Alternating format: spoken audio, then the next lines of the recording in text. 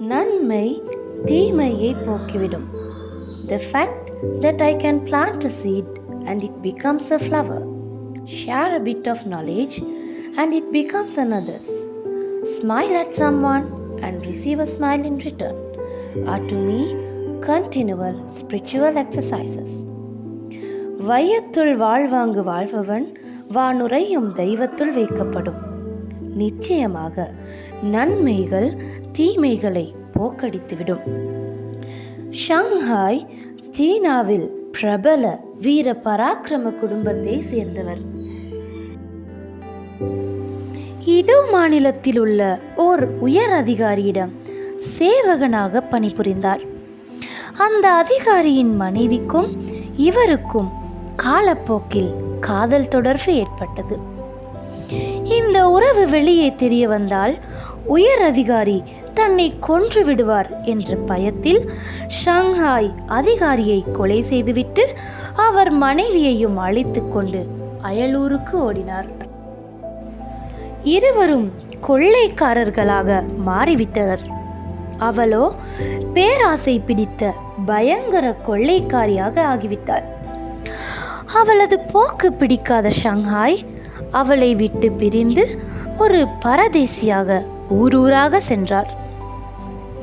கடந்த காலத்தில் தான் புரிந்த குற்றச் செயல்களுக்கு பிரயாச்சித்தமாக எஞ்சிய தனது வாழ்நாளில் ஏதாவது சமூக பணி ஆற்ற வேண்டும் என்று தீர்மானித்தார் ஷாங்காய்.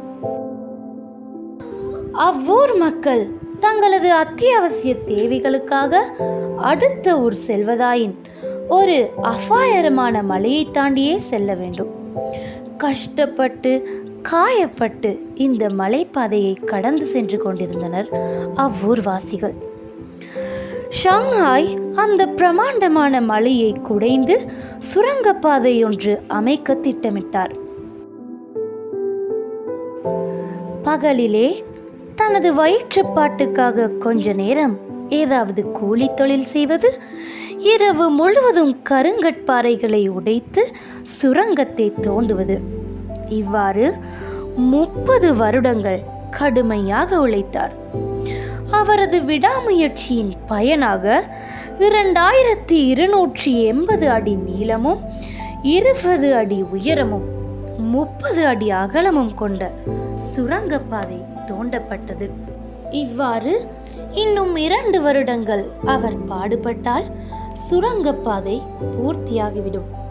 ஒரு நாள் கொலை செய்யப்பட்ட உயர் அதிகாரியின் மகன் வாழ்வீச்சில் வல்லவன் ஷாங்காயை தேடிக்கொண்டு பழிக்கு பழி வாங்க அவர் இருப்பிடம் வந்து சேர்ந்தார்.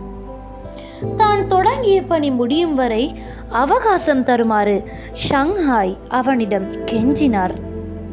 அவனும் உடன்பட்டான். வேலை ஏதும் செய்யாமல் வெறுமனே இருப்பது வாலிப வீரனுக்கு அலுப்பு தட்டத் தொடங்கியது. அவனும் சேர்ந்து ஷாங்காயின் சுரங்கம் வெட்டும் பணியில் ஈடுபட்டான். சுரங்கப்பாதை தோண்டி முடிந்துவிட்டது. மக்கள் எல்லாம் பயமின்றி சந்தோஷமாக அப்பாதையூடாக போக்குவரத்து செய்ய தொடங்கினர். ஷாங்காயின் திடமான மன உறுதியையும் அவரது உயரிய குண நலன்களையும் மக்கள் பாராட்டி பேசினர்.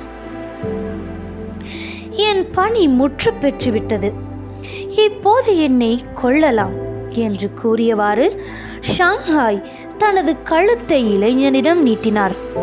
அவனோ வாளை தூக்கி எறிந்துவிட்டு, என் கண்ணியத்துக்குரிய எனது சத்குருவை நான் வெட்டுவதா? என்னை மன்னித்தருளுங்கள் சுவாமி என்று கூறி கண்ணீர் மல்க அவர் காலடியில் வீழ்ந்து அவரது சிஷ்யனாக மாறினான்.